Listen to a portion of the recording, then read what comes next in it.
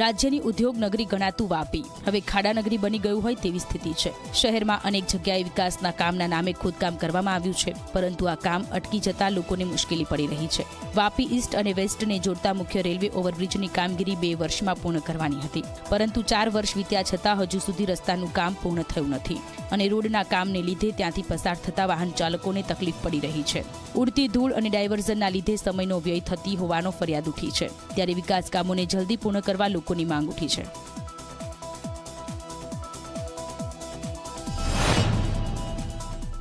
तकलीफ ये है कि रास्ता बहुत ख़राब है और धूल मट्टी इतना उड़ता है, हमको वहाँ पर घूम के बहुत आना पड़ रहा है। धूल मट्टी से बहुत तकलीफ है। रास्ता जो वापी में बहुत ख़राब है, बन नहीं रहा है।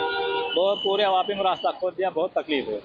वापी में खूब ज तकलीफ पड़ी रही है वाहन चालकों माटे के पछी जेटला पण अवर जवर वापी ईस्ट थी वेस्ट आवा वाळा होय तमाम लोगोने घणी समस्या पड़ी रही है।